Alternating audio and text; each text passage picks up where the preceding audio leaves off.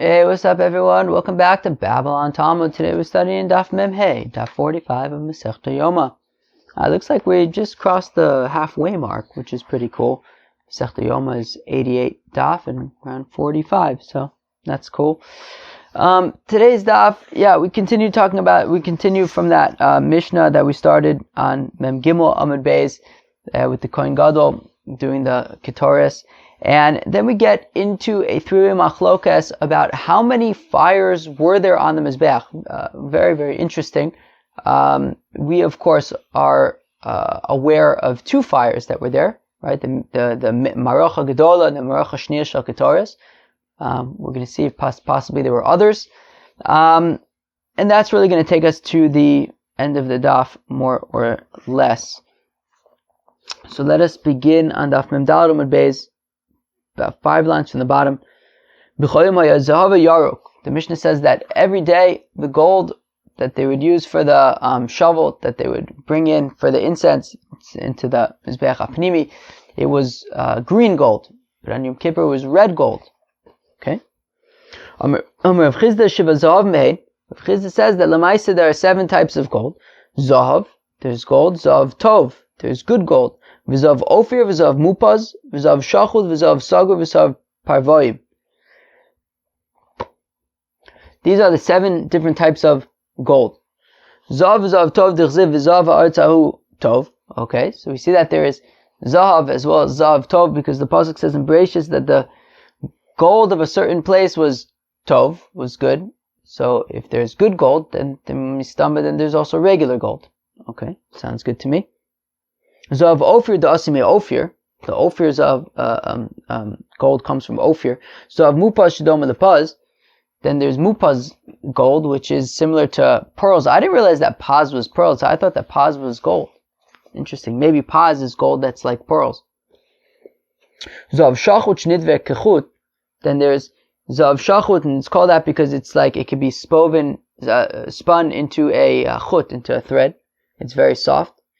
Zav Sagur b'shah sheniftach kol hachanuyos nisgaros. Then there's what's called closed gold. Why is it called closed gold? Well, because when this gold is available, all the other gold stores have to close because nobody's interested in their gold, because this Zav Sagur gold is so gevaldik. Zav Parvoyim shedom l'dam aparim. And then this Parvoyim gold is called that because Parvoyim is like parim, cows, that it's red like the blood of cows. Ravashi Amar Chamishaid. Ravashi says that there are actually 5 golds, technically speaking.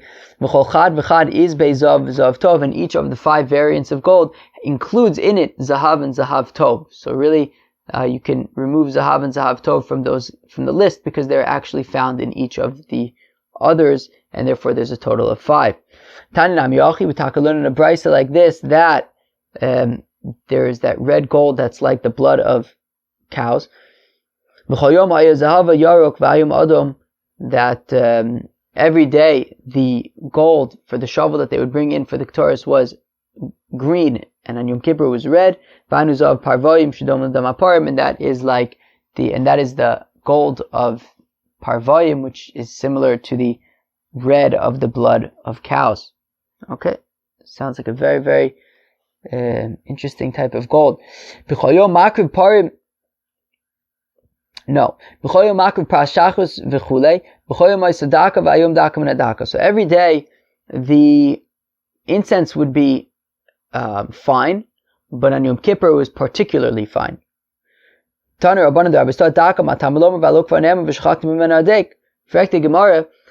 does the pasuk need to say in the context of Yom Kippur that it's going to be fine incense, but we already have the pasuk in the context of the regular daily incense. It says that you have to grind it up very finely. So why do I need the pasuk to tell me by Yom Kippur that it's ground up finely? I already know that all incense is ground up finely. It's to teach this exactly, that on Yom Kippur the incense was particularly fine. And as Rashi, I think, pointed out the other day, that on Erev Yom Kippur they would take the incense and bring it back to the grinder and make it even extra fine. In general, the Kohanim, when they climb up the ramp to get to the top of the mizbeach, they would climb up the eastern side of the ramp, the right side of the ramp. But the Kohen Gadol walks right up the middle. As we said, and the reason for that is because that whenever you turn, you should always turn right towards the east, and therefore the Kohen in general would climb up the right side of the ramp of the mizbeach, because when he gets to the top, he's going to be turning right. So if we don't want him to walk extra on the mizbeach, just all business, and you walk up the ramp and immediately turn right to where you need to go. Don't walk up the middle, in which case you're going to have to do extra walking. Whereas the Kohen Gadol, however, continues the Gemara, V'hayom ola be'emtza v'yard be'emtza. But in Yom Kippur, the Kohen Gadol just goes right up the middle, and goes right down the middle. My time out mishum kvod the Kohen Gadol, out of the honor of the Kohen Gadol. The Kohen Gadol doesn't have to be limited to strictly business, right? We don't, by regular Kohen, look, we don't want you to take any extra steps. Just do what you have to do, and no more. The Kohen Gadol, however, he can feel more at home. He can just go right up the middle. If he has to walk a little bit extra on the mizbeach, it's okay.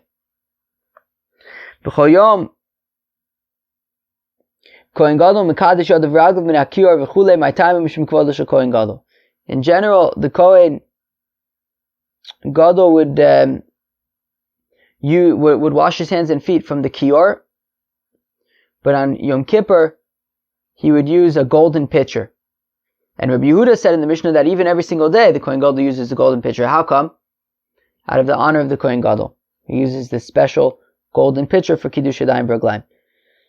B'chol yom hayusham arba marachos. Okay, very interesting. So now we get into a three-way machlokas between, let's say like the Mishnah, which is Reb Meir, Rabbi Yossi, and Rabbi Yehuda. Here we go. Regarding how many fires or pyres were there really on top of the mizbeach. Very interesting. So we know about two of them so far. There was the Marocha Gedola, which was the main fire that was on the mizbeach achitzon, the outer mizbeach in the Hazara. And then we learned about the smaller fire from which coals would be taken for the Ketores every day. Now listen to this.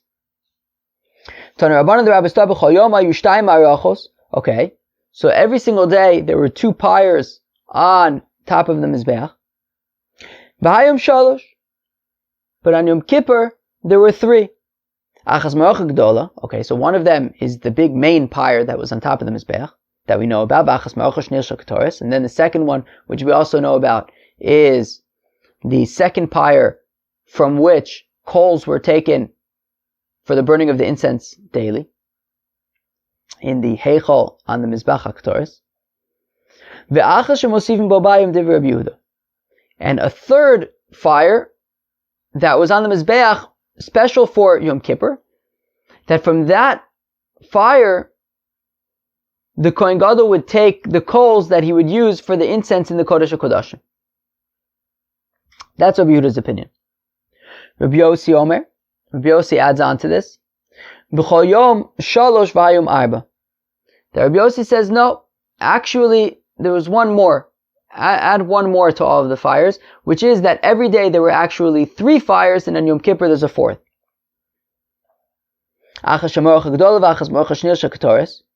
Okay, so one is the main ma'aracha, one is the one that they use for the Ketores daily. And says Rabbi Yossi that there was actually a third pyre from which they would take wood to strengthen the main fire. I don't totally understand how this works. Maybe if I saw it and I can visualize it, I would understand it better, what the purpose of it is exactly. But apparently if the main pyre was like getting not so strong, so they would take burning wood from this other pyre and add it to the main pyre, and then it would get stronger. Okay, I don't know why they couldn't just use regular wood. I don't know. But apparently there was an additional fire from which wood was taken to strengthen the main fire. I keep on switching between fire and pyre. I guess to an extent they're interchangeable. I mean, The pyre, I guess, is like the pile of wood that Lamaisa was turned into a fire. So, okay. And then on Yom Kippur there was an additional fire, which according to Rabbi Yossi would be a fourth fire, and from there the coal was taken for the Ketores Lifnai V'Lifnim. So now our Girsa in our Gemara just says Rebbe and Meir is in parentheses, but I don't know. I mean, in our Mishnah, this was the opinion of Reb Meir, and also I think the Gemara is later on going to mention Reb Meir, so maybe let's just call it Reb Meir. Reb Meir Omer says Reb Meir B'chol Yom Arba V'Hayom Chomish. So Reb Meir actually says that daily there were 4 fires on the mizbeach. Every day on the mizbeach there were 4 pyres. Okay. Vayom Chomish, and today on Yom Kippur there were 5.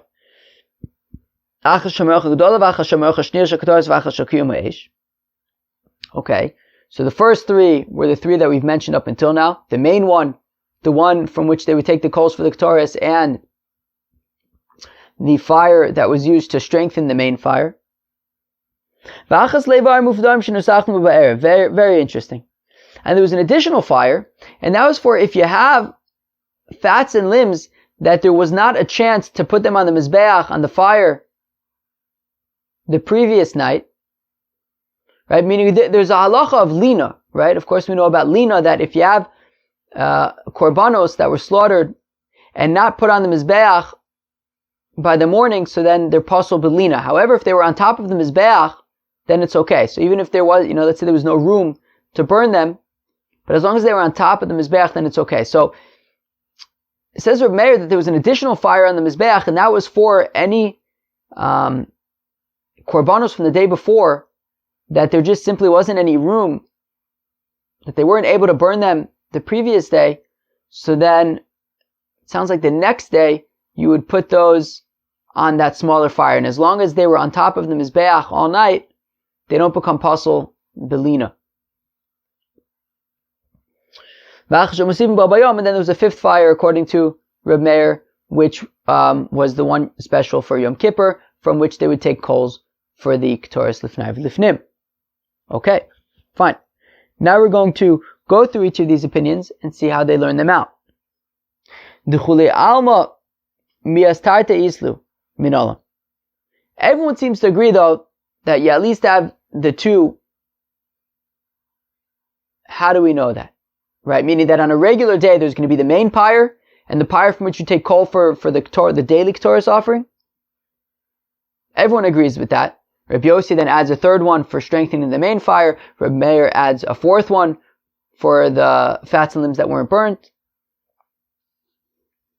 But how do we know about those main 2 that everyone seems to agree upon? So Amar Kra, the pasuk says, "Hiya ola amokta al mizbeach kol halayla zo maracha gedola." So it says that it is the ola that is on its pyre on the mizbeach all night. So this pyre that we're talking about here is the main pyre. Ve'esh mizbeach tukad bo.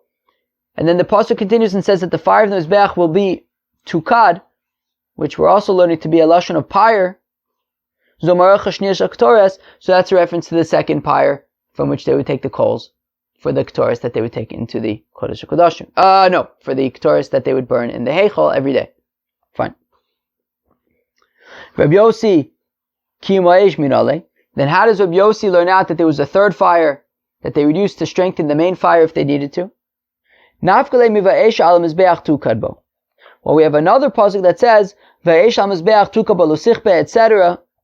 So from that pasuk where it says tukad, so that's talking about a 3rd pyre, and that would be the pyre to strengthen the main pyre if need be. Rabbi Yehuda, what does he do with that pasuk of va'esh al mizbeach tukad bo?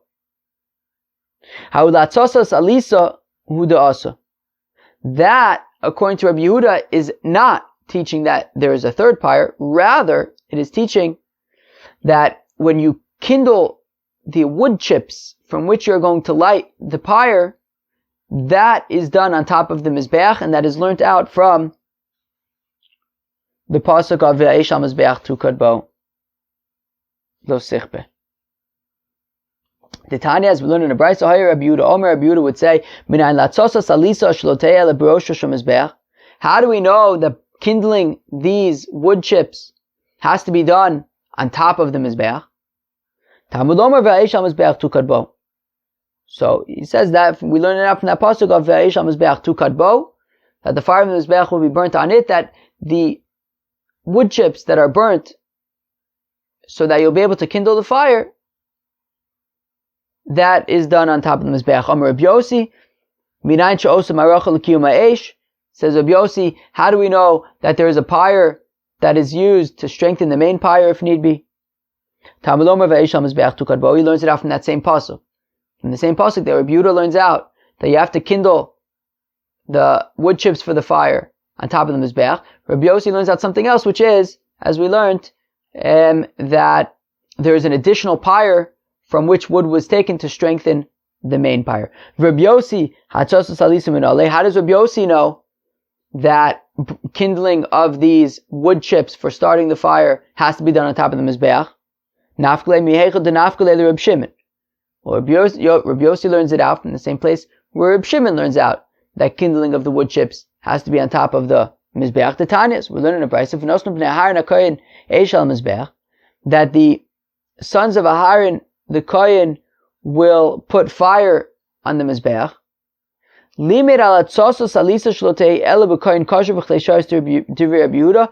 Yehuda learns out from that pasuk of that not only do the wood chips have to be burnt on top of the mizbeach, as he learned out in the previous pasuk of Ve'eshal mizbeach tukad bo, but it also needs to be done on top of the mizbeach in a Kohen who's wearing klei sharis. Amar Reb Shimon, to which Reb Shimon responds to Rabbi Yehuda, says Reb Shimon to Rabbi Yehuda, 1 second, Rabbi Yehuda, you already established from the pasuk of Ve'eshal mizbeach tukad bo that the kindling of the wood chips needs to be on top of the mizbeach. Now, if that's the case, says Reb Shimon, how could I possibly think otherwise? How could I possibly think that anybody other than a Kohen wearing klei sharis is going to be climbing to the top of the mizbeach to kindle these wood chips? Rabbi Yehuda, if you already learned out that the kindling of the wood chips needs to be on top of the mizbeach, so then it has to be done with a Kohen who's wearing klei sharis. So I don't need to learn that out from the pasuk of v'nosnu b'nei a Kohen eish al mizbeach. So Ela limit al atzasas alisa shlote ela brosha shamazbeach. Rabbi Shimon says, no, that from this pasuk what I'm learning out is, this is how I know that the kindling of the wood chips needs to be on top of the mizbeach. From this pasuk of v'nosam b'yayin akoyin eshal mizbeach, and the memele, it has to be done, if it's on top of the mizbeach, it has to be done by a kohen wearing klei sharis. And from the pasuk of Ve'eshal mizbeach tukad bo, you could learn out that there was a third pyre for to strengthen the main pyre. Rabbi Yehuda says not necessarily. If I only had the pasuk of Ve'eshal mizbeach tukad bo, all I would know is that the wood chips need to be burnt on top of the mizbeach. And Reb Shimon, you're arguing that the memele means that it's going to have to be a Kohen who's wearing klei sharis if we're talking about somebody burning wood chips on top of the mizbeach. Well, I may have thought that actually, yes, the wood chips need to be burned on top of the mizbeach, but maybe it could be like sort of kindled by having a non-Kohen, a zar, standing on the bottom of the mizbeach and using some kind of a bellows to strengthen the fire, in which case he's not technically on top of the mizbeach, so maybe it wouldn't have to be a Kohen, he wouldn't be wearing klei sharis. So Kamashmala, no, it does have to be a Kohen wearing klei sharis. Okay, that's what Rabbi Yehuda is learning out. So Rabbi Yehuda learns out from the pasuk of Ve'eshal mizbeach tukad bo that the wood chips are burnt on top of the mizbeach, and then he learns out from the pasuk of v'nosam b'nei a Kohen eshal mizbeach that it has to be a Kohen wearing klei sharis. Rabbi Yossi says no. He learns like Rabbi Shimon, which is that the wood chips have to be burnt on top of the mizbeach from the pasuk of v'nosam b'nei a Kohen eshal mizbeach, and that's enough to know that that's also going to be from a Kohen. And then from the pasuk of Ve'eshal mizbeach tukad bo, he learns out that there was a third pyre every day from which the main pyre was strengthened if need be. Okay. Now,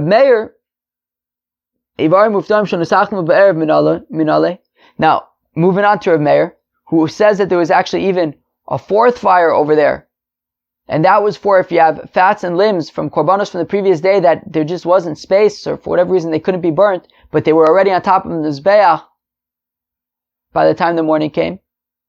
So Reb Meir says that there was a fourth fire, and they would burn those remaining fats and limbs on top on that fourth one. How does he learn that out? From what pasuk does he find this? Nafkele mi ve'esh. Well, the pasuk says ve'esh hamizbeach tukad bo. So from the extra vav, Reb Meir learns out a pyre to say that there was a fourth pyre, and that was for these fats and limbs that they couldn't get on the pyre the previous day. Now,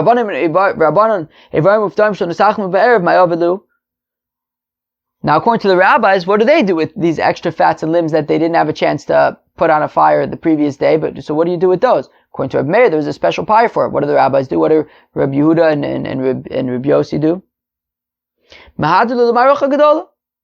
Easy. Put them on the main pyre. They don't need their own pyre. Just put them on the main pyre. The Tanya is, how do I know that if you have fats and limbs that weren't consumed the previous night, shesodron al gab mizbeach, that you put them on the mizbeach, v'mein machzikon shesodron al kevesh, and if there's no room for them on the mizbeach, or al gabe sovev, or on the ledge around the mizbeach, al gabe mizbeach, v'mein machzikon shesodron al kevesh, or al gabe sovev at shiyaisim aroch gedol v'sodron, and if there's no room on the mizbeach, so then put them on the ramp, or around the ramp until the main pyre the next day is made in the morning, is built, and then put them on the main pyre. Tamloma, therefore it says, okay, that the fire will consume the olah of the mizbeach, and we don't need that to teach me that an olah is burnt in the marach hagedolah, because we know that already. So rather, it must be teaching that if you have these leftover fats and limbs, so you basically take them and you put them on the main pyre. So that is what Rabbi Yehuda and Rabbi Yossi would say that you do with the extra fats and limbs. Rabbi Meir, what does Rabbi Meir do with that pasuk? Ikule olah atamachzer ve'atamachir machzer ikule ktoros. What Rabbi Meir learns out from that pasuk is not that leftover fats and limbs are burnt on the main pyre. No, what he learns out from the pasuk of Asher Tochel Eishes Ha'olah is that specifically Ikule Olah Atamachzir, that if you have parts of a korban olah that fell off of the main pyre, so you put that back on the main pyre. V'atamachzir Ikule Ketoris, but if you have partially burnt Ketoris that falls off of the Mizbach HaKetoris, you would not return that. The Tanya, as we learned in the Brisa, Reb Chanani bar Minyomi, B'dver Eliezer ben Yaakov asher tochal ha'eshes ha'olah al mizbeach ikule olah atamachzir v'atamachzir ikule ketoris.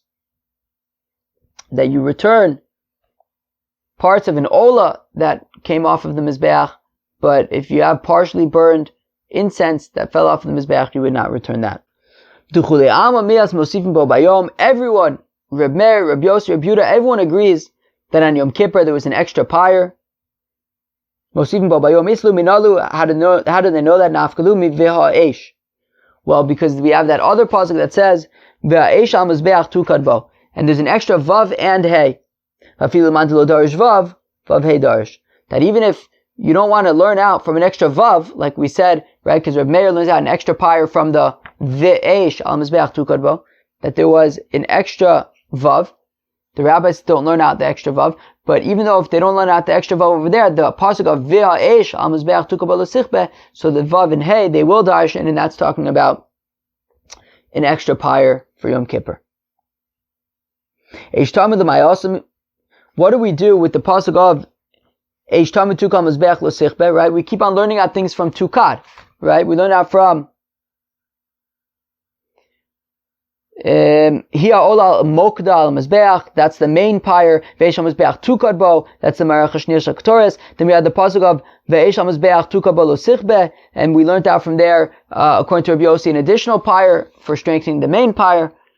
Now, what about the pasuk of Eish Tamid Tukad al Mizbeach L'Sichbeh? What do you learn out from that pyre? So, we need it for the following brisa: Eish Tamid Tukad al Mizbeach L'Sichbeh, Limed al Marach Hashnir Shaktoris. So it teaches that the Ma'aracha shniya shel Ketoris is davka on the mizbeach achitzon. Is davka on the outer mizbeach. Okay. Eish machto menor minayin. How do I know that the fire for the that he would use for the shovel of incense on Yom Kippur, as well as the fire to light the menorah? How do we know that this fire also comes from the outer mizbeach? Vidinu. Well, we can learn it out logically. Nemra eish b'ktoris. Well, it says eish in the context of ktoris. As Rashi says, so Rashi learns out sort of indirectly. It says, "V'hiktir olav ahar ktor sam baboka be'tivos haneros yaktirena." That when he burns the candles, when he kindles the candles, then yaktirena, he'll burn the incense. And Rashi says you can't burn something without fire. Okay, so it says fire by ktoris. V'nemra eish b'machto menorah, and it says fire also by the shovel of ktoris of the Kohen Gadol on Yom Kippur, as well as by the menorah. Malholon al mizbeach achitzon. Well, just like the fire for the Ketoris, for the daily Ketoris, comes from the Mizbeach HaChitzon, as we learned out from Eish Tamatuk al Mizbeach L'Sichbe. So Afkan al Mizbeach HaChitzon, so also the fire for the Ketoris and Yom Kippur, as well as for the Menorah, comes from the Mizbeach HaChitzon. O Kalach L'Derech Zo. Wait, or maybe I'll make the following argument, which is Nemra Eish b'Ketoris v'Nemra Eish b'Machto Menorah. It says fire by the Ketoris, and it also says fire by the Machta of the Kohen Gadol on Yom Kippur, and by the Menorah, the daily lighting of the Menorah. Maybe I'll make the argument that just like the fire for the daily Ketoris, the coals that they use for the daily Ketoris, comes from the closest Mizbeach, right? Meaning you burn the Ketoris on the inner Mizbeach, and what's the Mizbeach that's closest to the inner Mizbeach? The outer Mizbeach. Meaning, there's the inner Mizbeach itself, but I guess we're not taking that into account since it is itself. We want the one that's closest to it, so that's the outer Mizbeach. So maybe I'll say that just like when it comes to the Ketoris, the fire for the Ketoris, it comes from the closest Mizbeach, which in this case is the outer Mizbeach, but I'll argue that, well, the Ketoris on Yom Kippur, which is burnt lifnai v'lifnim, and the menorah, which is in the Heichal, the closest Mizbeach to there is the Mizbeach HaPnimi. So maybe I'll say that the fire for the Yom Kippur and for the menorah comes from the Mizbeach HaPnimi, not the Mizbeach HaChitzon. So let's read that again. Or maybe I can make the following argument, which is Nemra Eish b'Ketoris. It says fire by the daily Ketoris, v'Nemra Eish b'Machta u'Menorah, and it says fire by the shovel that the Kohen Gadol uses for the incense of Yom Kippur, as well as by the menorah, just like the fire for the daily Ketoris is coming from the menorah that's closest to where the avodah is going to be. So also, the fire for the Machta and Yom Kippur and for the menorah should be from the Mizbeach that's closest to it, which is the Mizbeach HaPnimi.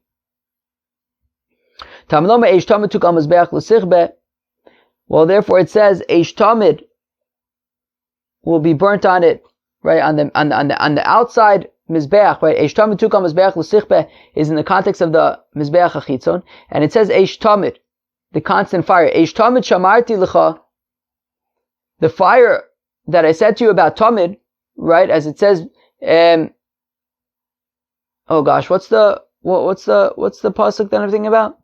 Lahalos ner Tamid. It says by the menorah, it says Lahalos ner Tamid.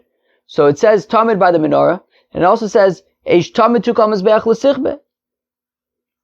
So Eish Tamid Shamarti L'cha Lo Tei Ele B'Rosh Mizbeach HaChitzon. What it's saying is that also this Eish Tamid, this Lahalos ner Tamid, the menorah, should dafka be kindled by the outside Mizbeach, of which it says Eish Tamid Tukam Mizbeach L'Sichbe. Lamanu Eish L'Menorah Fine, okay. So we've said that. So we've learned that the fire of the menorah needs to come from the outer mizbeach. Fine. How do I know that also the fire for the Ketoris on Yom Kippur needs to come from the outer mizbeach, not the inner mizbeach? Well, v'dinu, it's logical.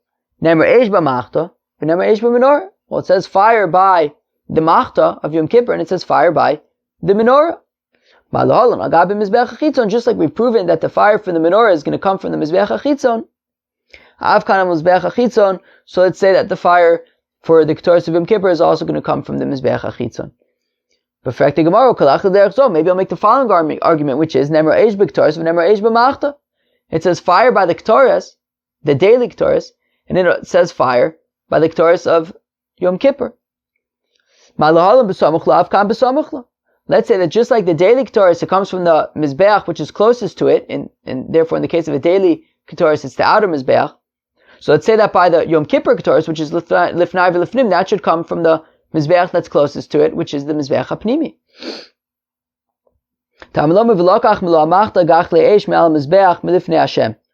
So the pasuk says that the Kohen Gadol on Yom Kippur will take a shovelful of coals me'al mizbeach, from on the mizbeach, milifnei Hashem, from before Hashem. Now, milifnei Hashem means from before Hashem. Not entirely before Hashem, only partially before Hashem. From, not entirely, but from it. A subset of it. What is the mizbeach that is only partially before God, but not entirely before God? That's the outer mizbeach, because the inner mizbeach is in the heichal. It's entirely before God. It's in the heichal. But the outer mizbeach is in the azar. It's outside of the heichal. And only the western side of the mizbeach is mamish right opposite the entrance to the heichal, which would be considered lifnei Hashem.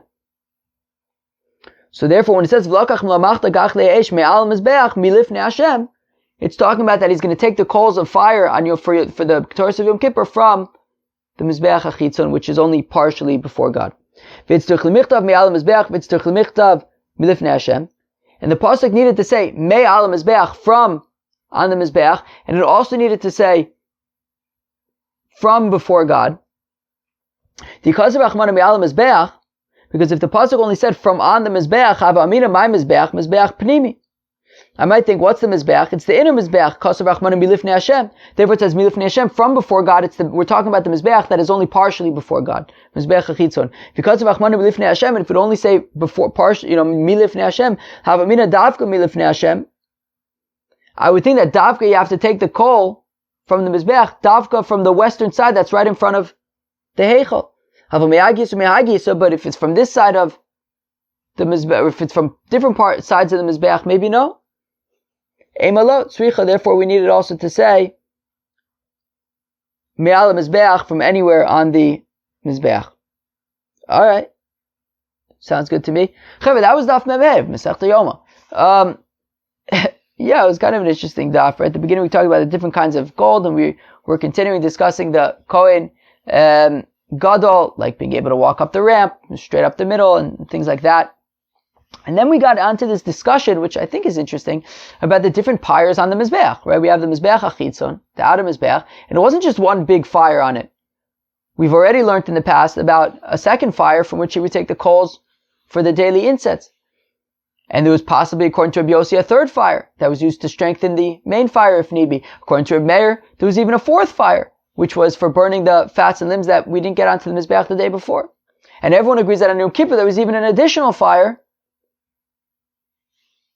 from which he would take the coals for the incense inside.